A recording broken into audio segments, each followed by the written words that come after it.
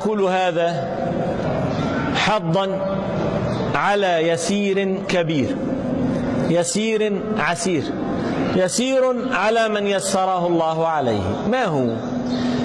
أن النبي قال عليه الصلاة والسلام أن مبدأ الأمر نبوة، ثم تكون خلافة على منهاج النبوة صالحة، ثم ملك عاض وجبري، ثم خلافة على منهاج النبوة.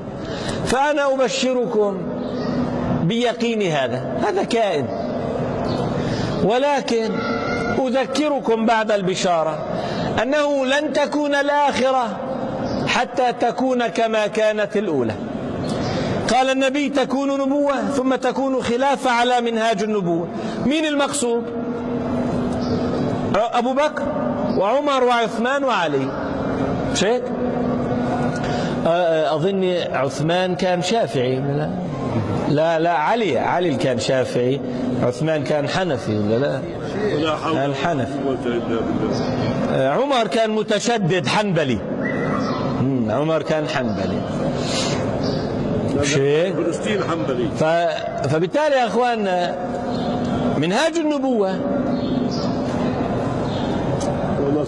أن لم يكن عندهم كتاب إلا كتاب الله وما أمر به رسول الله.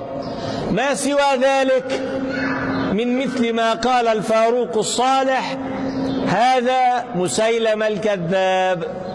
عمر رضي الله عنه يرى أن كل ما لم يكن من الله ورسوله فهو من مين؟ مسيلم الكذاب. أحسن. بالتالي منهاج النبوة كم كتاب فيهم؟ كتاب حق. مش بدكم خلاف على منهاج النبوة؟ الأصل أن تكون أخت الأولى أم خلاف الأولى؟ لازم تكون أخت. قال خلاف على منهاج النبوة ثم خلاف على منهاج النبوة، حتى تقول هذه ليست كتلك عليك البينة، لأن اللازم أن تكون هذه تلك. واضح يا أخوان؟ طيب، أما الأولى وإحنا قلنا ليست النبوة مالا ولا دينارا. شيء قال عليه الصلاة والسلام نحن معاشر الأنبياء لا نورث. تركوا إيه؟ العلم. فالنبوة أصلها إيش يا شيخ؟ العلم. فالنبي يشرف الناس بما تعلمون وشرفه الأعلى العلم. واضح؟ قال العلماء ورثة الأنبياء. بالتالي مين وارث؟ يبقى أنت إيه؟ النبي. علم يا شيخ. واضح؟ فأبو بكر وعمر وعثمان وعلي يمثلون خلافة العلم، صح؟ النبي قضى في الناس بنبوته وعلمه، والخلفاء بعده قضوا وحكموا بعلمهم ولا بأموالهم؟ بعلمهم. حدثوني كم كتابا كان عند أبي بكر وعمر وعثمان وعلي؟ إلا القرآن. وقال رسول الله ما قال. صح يا أخواننا؟ صحيح. طيب الفقه على المذاهب الأربعة ما كان شيء؟ ما كان. 1,200,000 مسألة يعرفها مفتي مصر علي جمعة. كانت الأميون كانوا أكرم على الله من أن يبلوهم ب1,200,000 مسألة. هذه أعمال بني إسرائيل. إنما أهلك الذين قبلكم كثرة أسئلتهم مسائلهم واختلافهم على أنبيائهم. فبقول بدأنا أن الأمر يسير عسير. يسير على مين؟ على الأميين. عسير على مين؟ على أهل الكتاب. فكرك ماذا شق على أهل الكتاب أن بعث رسول الله؟ عندهم التوراة والكتب والمثنى، ثم يتبعون نبيا لا يكاد يخط حرفان. كيف؟ والله بلاء عسيرة. إنما قومه الأميون مش عسير، ولا لا؟ بالتالي يا أخوانا منهاج النبوة الآتي لا يكون إلا أن يتقبل الناس على القدر بالرضا الذي تقبل فيه الأولون الأمية الأولى، فإن فعلتم جوزيتم وأكرمتم بما كان عند الأولين، سنة الله في الذين خلوا من قبل، أحسنوا يحسن إليكم وأسيئوا تسيئوا لأنفسكم. شيء ثم ظاهر هذا أن النبي عليه الصلاة والسلام فيما حدثنا فيه ظاهر أمره أن الخلافة التي على منهاج النبوة لا شك لرجل أصلحه الله.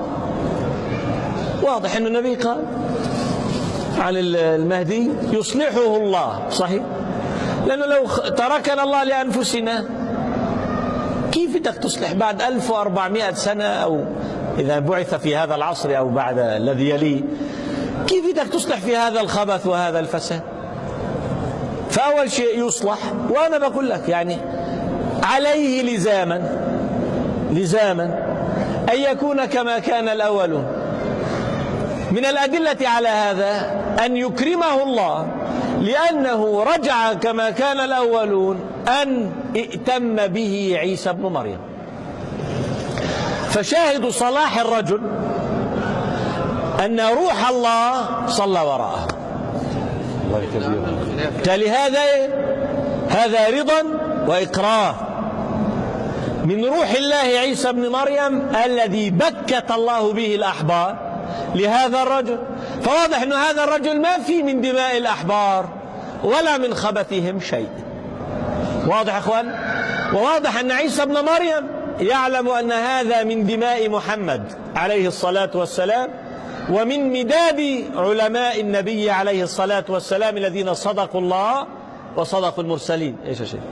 الخلافة لعيسى خلافة ثانية. ما الخلافة ليست على منهاج، لما قال نبوة ثم خلافة على منهاج النبوة فرق، تفريق بين النبوة وخلافة على منهاج النبوة. فإذا كان عيسى هو على منهاج النبوة، طب إيش هو؟ ما هو نبي، ففي فرق بين النبوة وبين على منهاج النبوة. فعيسى نبي في غيره على منهاج النبوة. واضح؟ في حزب في البلد يعني يزعم ما يزعم، أكره ما يكره، يسمع إنه في جاي رجل اسمه كذا، لأنه بقول لك إلا 60-70 سنة بنشتغل إلها، تيجي ياخذها هيك على الساهل. طيب، فبالتالي يا أخواننا اشكروا الله على الأمية، لأن الأمية يسر أصلا. ما هي أمية. التابعون كانوا يقولوا أدركنا من أصحاب النبي أكثر مما فاتنا، لم نرى أحدا أيسر دينا منهم. هذه ليه؟ ليش أميون؟ فالعلم بالأمية وأمية العلم، علم الأمية وأمية العلم كرامة هذا الدين وفلاح هذا الدين. إنما قال فلان وروي أن ولعل وكان، هذا لا يودي بك إلا إلى المهالك. واضح؟ فاسألوا الله رب هذا البيت الذي ترون قوته في الناس وحكمته في الناس وإحاطته بالناس، سلوه أن يردكم إلى مرضاته، وأن يبارك لكم فيما خلف لنا نبينا عليه الصلاة والسلام، وأن يعيننا على علمه وعلى العمل به. ليس يسير أخوان، هذا بلاء أخوان.